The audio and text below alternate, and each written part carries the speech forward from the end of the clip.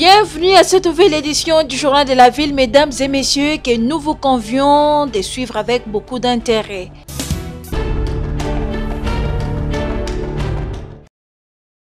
Effondrement de l'immeuble de 8 niveaux au total à Kinshasa sur l'avenue Kilolo Moussampa, ex-Malemankulu, en face de l'hôpital de Matsan de nuit.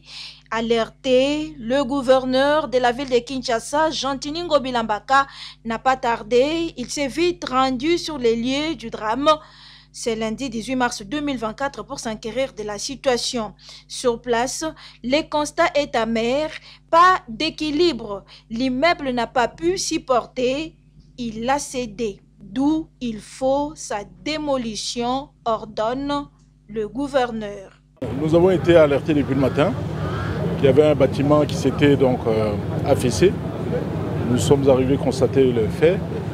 Et là, visiblement, c'est un bâtiment de plus de 8 niveaux, donc rez-de-chaussée plus 8 étages. Et le rez-de-chaussée ainsi que les 2 premiers niveaux sont enfouis déjà sous terre. Et visiblement, le bâtiment ne présente pas de fissures, mais il faut nécessairement les démolir pour éviter qu'il y ait d'autres accidents par après. Mais à qui appartient cet immeuble de 8 étages? Jusqu'à là, nous ne connaissons pas les propriétaires, les ingénieurs ainsi que les ouvriers qui travaillaient dans le chantier. Ils ont tous fui. Nous avons chargé notre chef de quartier, c'est cette maman ici, c'est elle qui va donc nous fournir des éléments, nous donner notamment les coordonnées des responsables des chantiers ainsi que les propriétaires du bâtiment. Alors à notre niveau, la ville se limite à donner les autorisations de bâtir pour des bâtiments de rez-de-chaussée plus un seul niveau. Au-delà, c'est le gouvernement central, notamment le ministère de l'Urbanisme. Et comme ça se passe dans notre ville, nous sommes obligés de suivre. Et là, j'ai demandé à mes services de prendre des dispositions pour démolir complètement ces bâtiments ici. Avec le gouvernement provincial, la solution sera trouvée.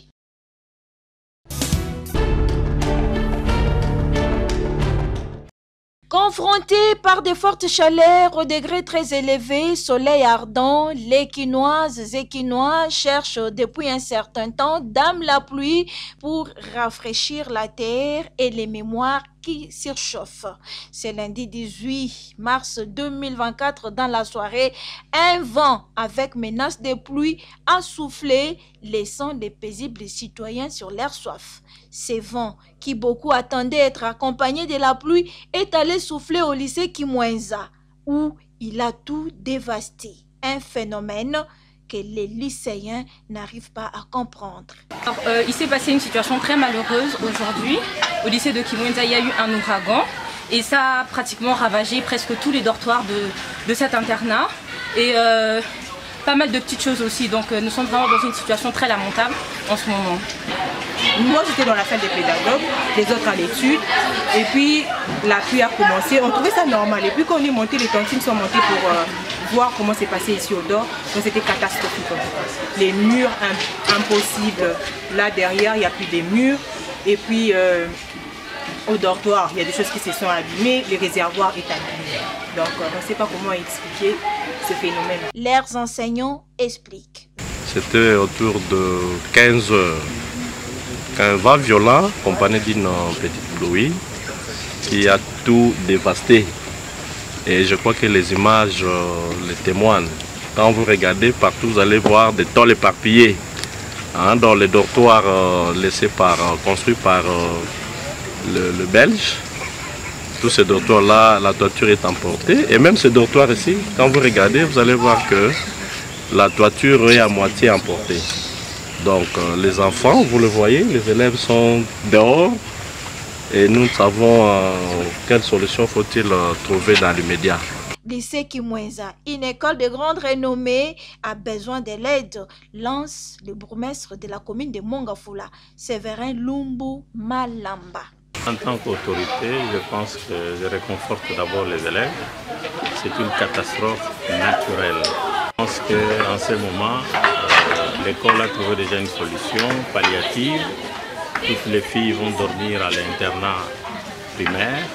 Et entre-temps, je lance un appel à tout homme de bonne volonté de venir en aide à cette école. C'est une école de renommée internationale. De l'aide maintenant, pas dans le futur. Nous avons besoin de la toiture, c'est-à-dire tôle, planches et autres choses importantes. Vous venez de bien entendre ce que la sœur venait de dire, que les élèves n'ont plus de cahiers, les élèves n'ont plus de matelas et certains habits sont maintenant invisibles. Donc, amenez-nous tout, cela va nous aider à continuer l'année et de la terminer en beauté.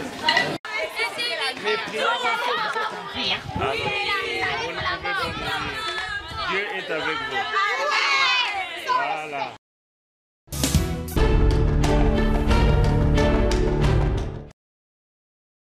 La République démocratique du Congo se prépare aux élections de gouverneurs prévues au mois d'avril dans toutes les 26 provinces du pays. À Kinshasa, plusieurs candidats se bousculent pour remplacer Gentini Ngobila à ses postes. Mais quelle est la personne idéale qui pourra répondre aux exigences des Kinois?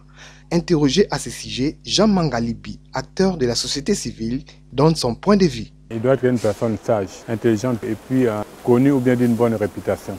On a eu à voir à Kimbuta, bon, le niveau de dégâts, tu le sais, parce qu'on a porté plainte, tu étais présent aussi. Et puis on a pu avoir Ngobila, qui a fait des dégâts plus qu'à Kimbuta. Et je me suis toujours étonné de voir qu'il est toujours en liberté. En réalité, si l'état de droit était mis en marche, il ne devait pas être en liberté. Alors si on a une personne normalement qui doit comprendre exactement les soucis du pays, parce que Kinshasa c'est la ville de province, il faut une personne qui sait capitaliser, je dirais, l'approche du Congo pays solution. Aujourd'hui, nous sommes pratiquement à plus de... On est presque à 40 degrés. Ça montre que par rapport à l'environnement, il y a un sérieux problème. La gestion des ordures, les problèmes d'urbanisation. C'est pour cela, si on arrive à avoir une personne sage, intelligente et d'une bonne réputation, je crois que cela permettrait à ce qu'en arrivant, la première chose, il va faire l'état des lieux pour savoir d'où nous venons, là où on est aujourd'hui.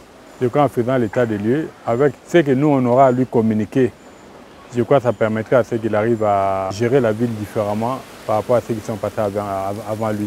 Avec même possibilité, j'ai dit avec possibilité de les faire arrêter. Et puis parmi les premiers objectifs, ça doit être l'opération coup de poing. Et puis après passer l'opération coup de poing, il y a l'opération Kuluna. Kuluna, je crois qu'il aura travaillé avec, il s'appelle comment, le général Kassongo Kabwik. Comprendre comment il a travaillé, pour voir comment matérialiser, parce que ces enfants-là, normalement, on a besoin d'eux. C'est de la main-d'œuvre. Parlant des soupçons de la corruption qui circulent et ceux qui pensent que le chef de l'État peut nommer le gouverneur en lieu et place des élections, Jean Mangalibi répond. Bon, moi je crois aujourd'hui s'il faut changer la Constitution, il ne faut pas changer la Constitution pour commencer à nommer le gouverneur. On doit changer d'abord la Constitution par rapport à cette histoire de seuil. Parce que cette histoire de seuil, c'est ce qui a permis à ce qu'il y ait beaucoup de magouilles. Moi et toi, on postule.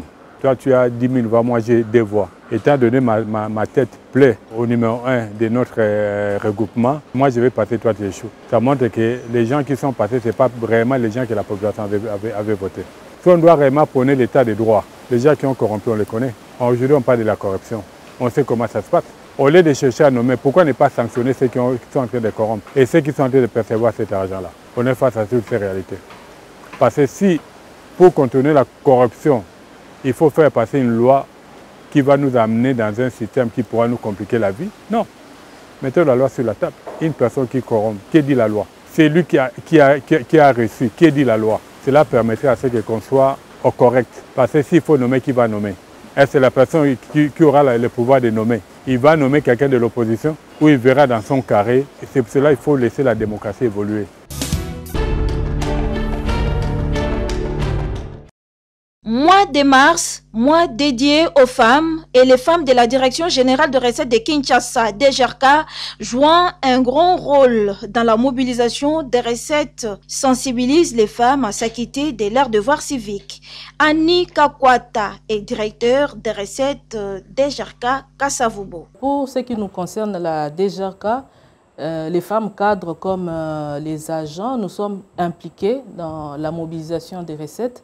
Et comme nous sommes au mois de mars, nous en avons profité pour participer et organiser des conférences, des moments d'échange pour les femmes, pour d'abord, entre nous, mobiliser la femme, sensibiliser la femme par rapport au rôle qu'elle doit jouer, et ensuite sensibiliser la population quinoise, que ce soit les femmes comme les hommes, en ce qui concerne le civisme fiscal. Donc pendant tout ce mois de mars, nous sommes en train de nous atteler sur ça. Nous sensibilisons à l'interne et nous allons à l'extérieur, donc en dehors de la DGRK, pour sensibiliser la femme et sensibiliser le quinois en général en ce qui concerne le civisme fiscal. Toute personne assujettie à la paye de la taxe, comme indiqué par la DGRK, qui paye mal, payera avec pénalité et amende, poursuit les directeurs. Oui, nous sommes tout simplement en train de rappeler nos échéances. En ce qui concerne les impôts, nous avons l'échéance de l'impôt foncier et l'échéance de l'impôt sur les revenus locatifs dont le délai était fixé au 1er février. Mais il a plu à son Excellence, Monsieur le Gouverneur, de pouvoir le prolonger au 31 mars afin de permettre à tout Quinois de remplir son devoir civique. Bon, la loi est dure, mais c'est la loi et on nous dit aussi que nul n'est censé ignorer la loi. L'impôt et les taxes relèvent du domaine de la loi et c'est que tout ce que nous faisons est légal et il y a toute une procédure. Donc celui qui ne remplit pas ses devoirs fiscaux, il y a toute une procédure pour permettre à ce que le fisc entre en possession de ses droits. Donc, les textes nous définissent toute une procédure. Il y a une phase de recouvrement volontaire et il y a aussi une phase de recouvrement forcé qui est prévue pour ceux qui ne veulent pas s'acquitter de cette obligation. Payer sa taxe et impôt, c'est développer son pays.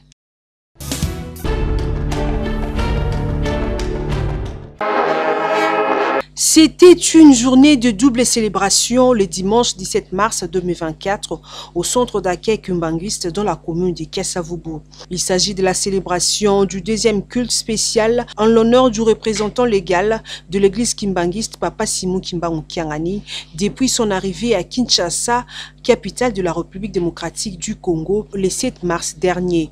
Mais également la commémoration du 32e anniversaire de la disparition de Papa Charles Kisolo Kele, fils aîné de Papa Simon Kimbangu. Devant les invités de marque tels que les membres du cabinet, les membres du collège, les pasteurs communaux et provinciaux, l'orateur du jour, le pasteur Boama Kalit, a exhorté les fidèles kimbanguistes sur les livres des psaumes 5, versets 8 à 18. Exode, dans son chapitre 1er, au 17e verset. 7 mars 1921, nous connaissons un rendez-vous dans Papa Simon Kimbangu. À l'autre solo Papa Simon Kimbangu et Papa Lobagadiso et témoin à Montozambe, témoin à Zambe Mondo. Puis s'en est suivi d'un autre moment fort lié à cette journée, celui de rendre honneur à Papa Simon Kimbangu Kiangani par le mouvement social surveillance kimbanguiste MSSK.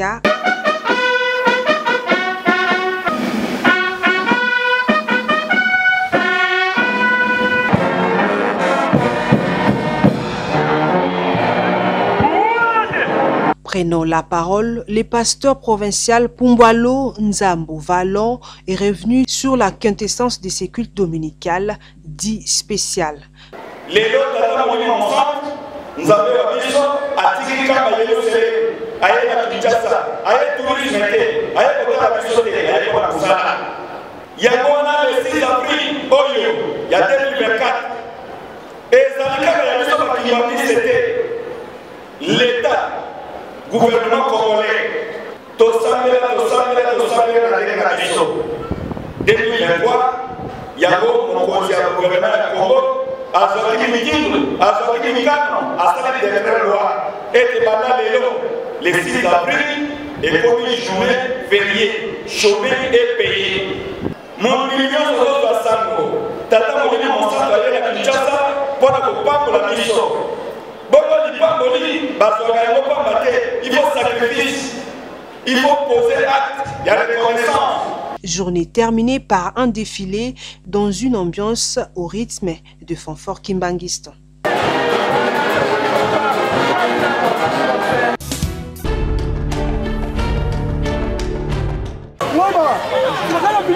Le Congo-Brazzaville, sacré vainqueur du championnat africain de football scolaire UNIFAC en version masculine et féminine qui s'est déroulé au stade Tata Raphaël du 15 au 16 mars 2024. Une compétition organisée par la Confédération africaine de football en partenariat avec la FECOFA.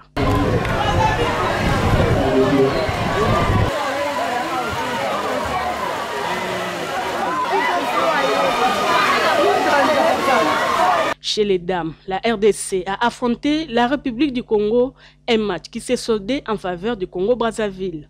Même cas chez les messieurs, la RDC a perdu 0-1 en faveur des Brazzavillois.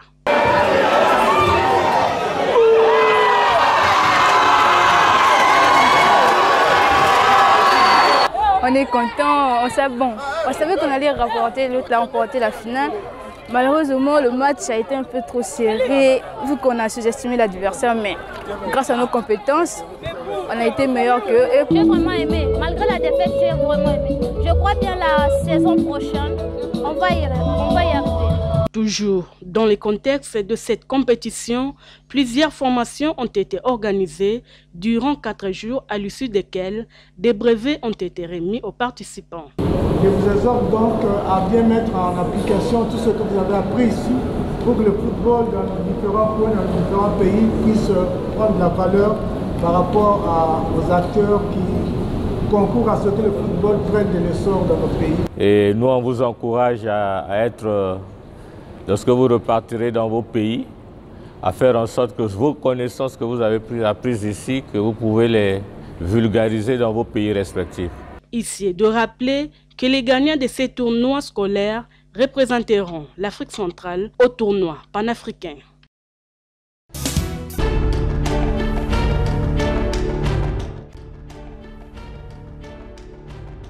La Direction générale des recettes de Kinshasa, DGRK en sigle, rappelle les contribuables, personnes physiques et morales assujetties aux actes générateurs de recettes non fiscales, notamment ci-après la taxe de pollution sur les installations classées de la catégorie 1, B et 2, la taxe rémunératoire annuelle sur les installations classées des catégories 1B et 2, les droits de délivrance des certificats d'homologation pour les restaurants des 0 à 1 fourchette et similaire d'une agence de voyage des catégories C et D pour hôtels des 0 à 1 étoile et similaire.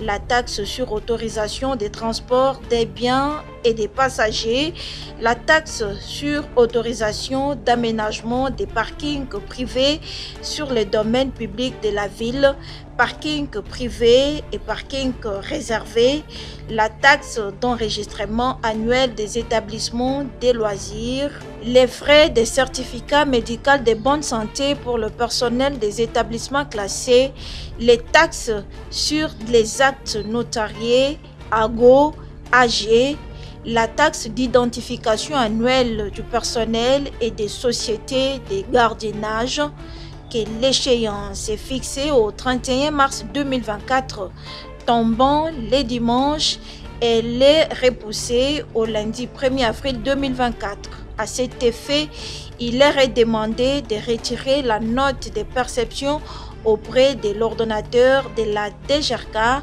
affecté au service d'assiette concerné et payé à la banque dans les comptes receveurs non fiscaux.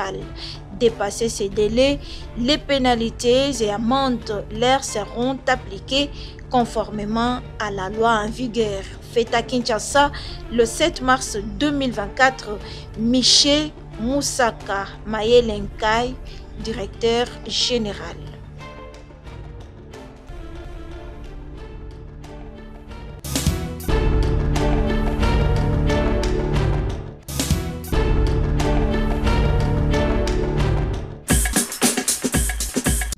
fin de cette session du Journal de la Ville. Mesdames et messieurs, merci de l'avoir suivi. Le prochain rendez-vous est pris pour ce mercredi et d'ici là, portez-vous bien.